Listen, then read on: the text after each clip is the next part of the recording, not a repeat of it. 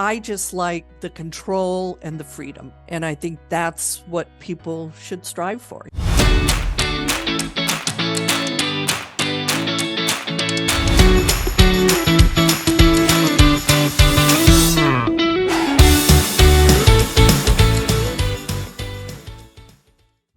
I want to give a quick shout out to my podcast manager, Abby. If you're in need of help in launching and managing your own show, please reach out to her at productions@abbygwaki.com. I'll put her details in the show notes. She really is the best, and I love her. Hello, everyone, and welcome back to the Quiet Wealth Podcast. I am your host, Camilla, and I'm super excited to have a guest today. Nancy Chillag is joining me, and she is a good friend of mine. Nancy, welcome to the show. Oh, it's so good to be here, Camilla. So Nancy and I met probably maybe 2 years ago. I think it's been 2 years that we've been friends, and we met in a educational group. So both joined a mentoring group where we could learn how to raise money for real estate investments. So we were learning how to teach passive investors how to get involved in group investing. And that's where she and I met. And we were both growing our businesses at the time and just really hit it off. And so, Nancy, would you do us a favor and tell us about your journey from, I don't know, go back as far as you want. Oh, okay. Well, I'm a retired lawyer. I retired in my early 50s. Prior to that, I was investing in real estate. Back when I graduated from law school, I thought I'd really like to get into real estate as well, start forming a second flow of income. And so I invested in a 5-unit Victorian apartment building in San Francisco with some friends of mine. We had no idea what we were doing. And we made a ton of money in 4 years, and I was hooked and never looked back. And that first building was on 23rd Street in San Francisco. And thus the name of my company now is 23rd Street Investors. Awesome. And so from there, we sold the building, we made money. I did a tax deferred exchange into other properties, have had tons of rental properties. I think at one point I had 40 some doors of single family and small multifamily. And I ended up liquidating all of those and went into larger residential properties, large apartment buildings mostly. Mm-hmm. So that was sort of my journey. And when I retired 10 years ago from law, I decided that I would concentrate more on investing. And up until then, I was doing it all with my own money. Then I decided to scale and be able to help other people, busy professionals, invest in real estate. And they don't have the time to invest. And so I sort of do the hunting for them and find the projects and bring them on board. And then we're all able to make money. That's pretty much my journey. That's pretty cool. So it sounds like you started out doing group investing. Most of us start out doing it on our own, like DIY and hoofing it and stuff. And so tell me more about this first investment that you did, this 5-unit, you said, with a couple of friends. I was at lunch with a friend of mine and we started talking about real estate. And now I'm really going to date myself because we ran out to the kiosk on the street, and that's where they used to have these flyers or newspapers that would advertise properties for sale. There was no MLS or anything like that. And so we were looking through that and we found this 5-unit apartment building that had seller financing. And so we called up and within a week we were under contract, and then we managed it ourselves. We put in tenants, we handled the maintenance, we did the whole thing ourselves without really knowing a whole lot. And it was funny because we needed to come up with $50,000 as a down payment. And my share was $10,000, and I was right out of law school. I didn't have $10,000. And so I actually went to my uncle and borrowed the money, and we wrote up a promissory note, and I paid him interest every single month. And so when we sold, I was able to pay that back, and I had made 5 times that investment in 4 years. It was a great way to start in real estate. And was this a multifamily property? It was 5 units in Okay. San Francisco. It was a Okay. Victorian building, and Mm-hmm. it was gorgeous. The problem was that if you have 4 units or less in San Francisco, you don't have rent control. So Mm-hmm. we had rent control. After 5 years, we decided to sell it, or 4 years, we decided to sell it. You did those multifamilies. Now, I know you've done a lot of flipping too. So tell us some more about your flipping business. As I say, I was a lawyer full time, had my own law practice. I was married to a general contractor. So every few years, we would find a house and we would flip it. And it was so much fun. Some of them we wouldn't flip, we would keep them as rentals. That's how we collected all of our rental properties.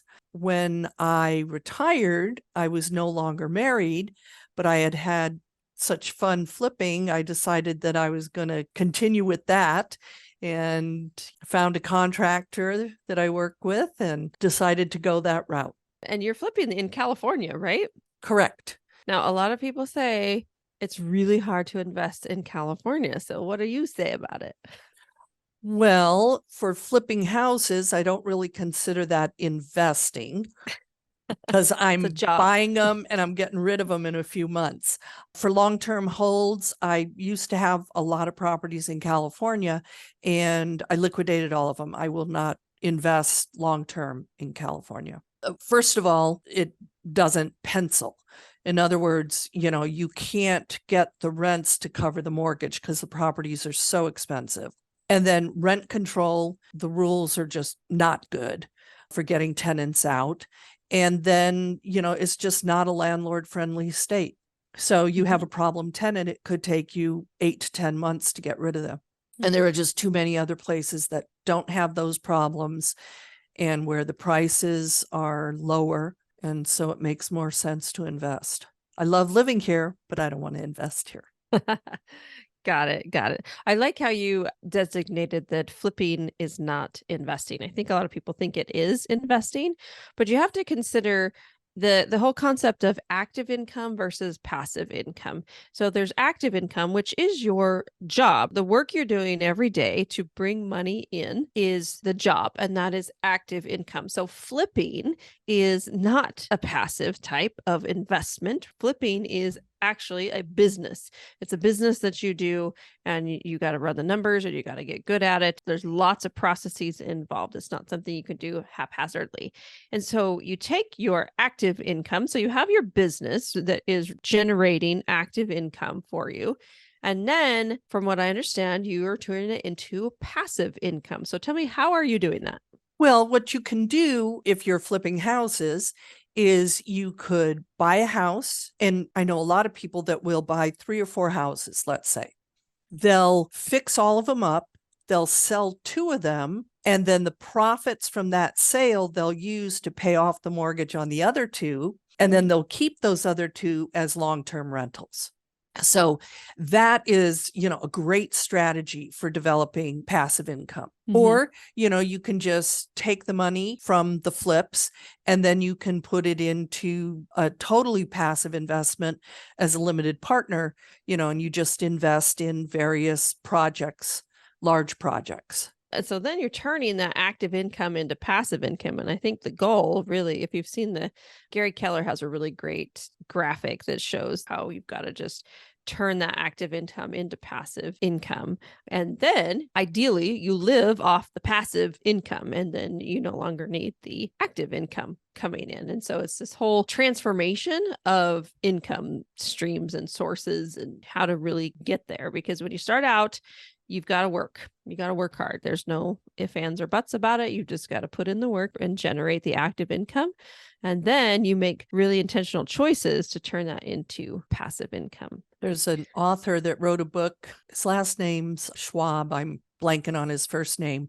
He wrote a book, One House a Year. And he basically has this formula where if you buy a house and you turn it into a rental and you do that once a year, in 10 years, you can retire because you'll have 10 houses that are producing rental income for you. And it's exactly the book that made the most sense to me when I first started my investing journey. And so I think it's called One House at a Time, or One House at a Time. Something like that. That's the strategy that my husband and I followed when we were young. We're like, okay, we'll just buy one a year. But of course, life happens and we weren't able to get one a year when sometimes it was one every 2 years or, things like that. But it's a really interesting strategy and wealth building tool, and it takes time, right? I think a lot of people get impatient. I know I'm impatient sometimes about how long it takes to build true wealth, right? We're not looking to get rich. We want to build wealth. And so building that foundation really takes a lot of time and energy and effort. You've already built the foundation. And so, what are you doing today? We've talked about kind of wealth building, and let's talk about the business building. So, right now, you have a business. It's called 23rd Street Investors. Tell us more about that business and why you launched it and what it's doing today. Well, that business is a syndication business, which means we pool investor money to find or to be able to purchase larger investments like large multifamily housing, apartment buildings. And so that's what that business is about. And so that business is separate from your flipping business, yes? Correct. How many businesses do you have? Just 2 right now. Okay. 2 right now. All right. Okay. You have your flipping business, and then you also have 23rd Street Investors. So let's just talk about business in general, and specifically for women owning businesses, because this is something that I teach here on the podcast, is that it's important for you to have a business. So why would you say that it's important for people to own their own business? The first business I owned was my law practice. And when I was a lawyer working for a large law firm, first of all, I was working for somebody else. I didn't have control over my hours, and I had small kids. And so I really wanted that time freedom. So I started my own practice, was able to be there for all their school events and field trips and those kind of things. And, I could leave work early and spend time with them because I had staff that would handle things for me. So what I loved was being able to have the time freedom. And then you also have more control over your income, because if you're working for someone else, you're basically working per hour pay, or even if you're on salary, you still have a restricted amount of money. And third, if you're working for somebody else, you could get a pink slip any day. And so you're working on Monday, and on Tuesday, you don't have a job. And if you have your own company, you might have downtimes, or let me put it this way, you will have downtimes, but you're able to plan, you're able to adjust. You're never going from X amount of dollars to zero. I just like the control and the freedom. And I think that's what people should strive for. Unfortunately, our education system teaches people that you should go out, you should get a good job, you should work for 40 years, and then you retire and collect Social Security. It's like, really? They just don't teach you how to be your own boss and how to invest and how to develop multiple streams of income. So what advice would you give a woman who's considering launching her own business? I think it depends on what you do. If you're an astronaut, chances are you're not going to have your own business. But if, you have something, or if you have skills in an area where you could have your own business, then working for somebody else to develop those skills is something that you should consider, with the end goal in mind to start your own business. So you don't necessarily care if you're getting the highest salary while you're working for somebody else. What you're more interested in is how much will they teach you so you can go off on your own. And that's exactly what I did with law. I worked for law firms for a number of years. Then when I went out on my own, I had all these skills and tools that I could use to develop my own practice. So that would probably be number one. Number two, I would suggest that you really read a lot of books on how to start a business, because you just don't start it. There's accounting, there's legal. Are you going to be a corporation or a sole proprietorship? Are you going to rent space? Are you going to work from home? There are tons of questions that you should really work out before you just quit your job and decide to do your own business. There's definitely a lot of things to consider and to learn. And, for me, it was kind of a learn as I go. Like, we're going to do this thing, we'll figure it out. And I think another piece of advice would be to ask a lot of questions. Surround yourself with people who are doing what you want to do and get to know them. And chances are they will be more than happy to share how they are doing it or share what kind of corporation entity or structure they are and how they're doing their business. And so just find other people who are building businesses that you want to build and be their best friend. Oh, mentors Mhm. are great. I mean, Yes. the group that we belong to together, same thing. They were teaching us how to do what they do. So Mhm. instead of Yep. just trying to figure it out on your own, being able to find a mentor, find a group that you can belong to that will teach you those tricks and sort of expedite your learning curve is something that everybody should consider when they're Yeah. starting a business. And do you think that people should look for free mentors or paid mentors? My theory is you get what you pay for. So it depends on what you mean by free. There are some mentors out there. For example, let's just look in the house flipping business. There are people that will partner with you and teach you everything that they know, but they'll take a percentage of the money you make on the various deals. So it's not going to cost you money up front, but it's going to cost you money over time. But if you are learning how to buy a house and how to flip it and you're making money on that, then giving up some of that percentage is worth it because otherwise you would have zero. Or you wouldn't have anything for a couple years down the road while you figure out all the details. So that's one way to look at it. If you're going to pay for a mentor, I would strongly suggest that you research them, that you compare and contrast multiple mentors and figure out why that one is better than another. What fits your game plan? Yeah. And I think so when I was, going to launch Steady Stream Investments, I was looking around for a mentor and evaluating the different ones that were out there. Of course, there were big ones that you could join that were like $50,000 to join that one. And then there were small ones that were just starting out that charged maybe $2,000 to join. And so it's a question of what exactly do you need?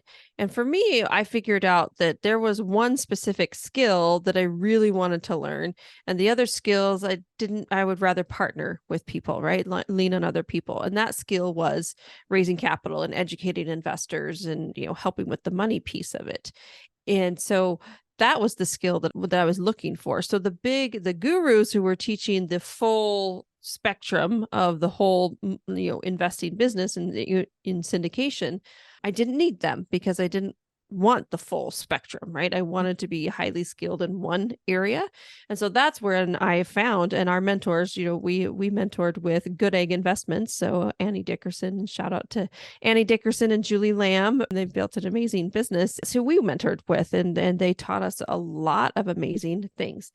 Also, I was looking very specifically for other women in this business because there's very few of us in this business. And so I was looking for a mentor in the space who could come at it from a different angle, than perhaps a different mentor could. And that's really what I was looking for in what I found. And I really enjoyed it. And they weren't cheap, right? They're not cheap. They weren't $50,000, but they also weren't $2,000. They were in somewhere in the middle there, but worth every penny. And so I I think must about agree. mentors, yeah, in a couple of ways. So one is a mentor is someone who's hired. So for me, that's a hired paid professional. And I seek out the person who is an expert in their industry and I will pay them.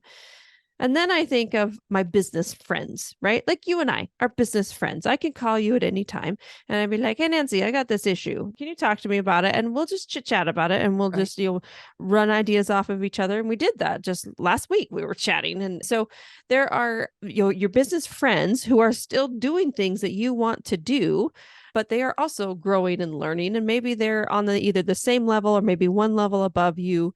You need business friends like that. Pay the mentor who's 10 steps ahead of you, who can pull you up quicker, and then surround yourself with a bunch of business buddies that you can chat with.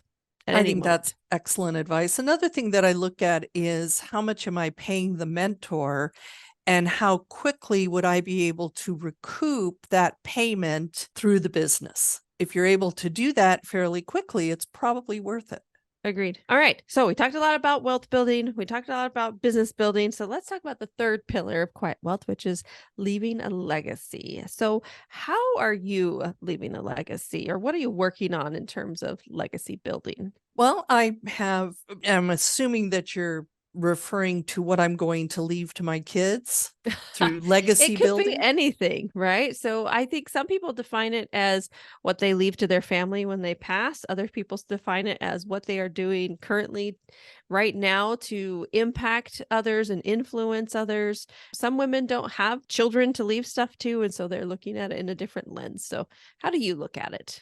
For me, it's being able to educate my kids on how to develop passive income and then, being able to generate passive income assets that I can pass on to them when I'm gone and be able to help them start their journey to passive income. And how many kids do you have? I have 3 daughters, they're grown, and I have 3 grandkids. Oh, so fun. So Yeah, fun. they are. So how are you teaching? You said you want to educate your daughters on how to build passive income. How are you doing that? I think the best way to teach is through example. If they can just see, number one, what I'm doing, number two, how excited I am, and then just sort of pass on some of the tricks and tips of the trade and hopefully spark an interest in them. None of them wanted to be lawyers. Totally fine. Totally fine. Yes, Me which either. is totally fine. But just trying to show them the benefits of real estate so that at some point they can do it on their own. And my one daughter did. Her and her husband bought a duplex and fixed it up and rented it out for a while. And then they sold it and made quite a bit of money. And if they weren't so busy with the 3 grandkids, they would probably rinse and repeat. Wait, the one daughter has all 3 of the grandkids? Yes. Okay. 3 under Okay. 3. Oh, bless her. It's crazy. That's But a that's lot. what I did. I had 3 under 3. Yeah, same. Yeah, but you kept going after 3. I did. I got to 5. And then I quit after 5. 5 was good. But I had 3 daughters and I was like, I need a son. I need a boy. And so I got my boy as number 4. And then I was like, oh, he needs a brother. And then we got another daughter. And we're like, nope, he does not need a brother.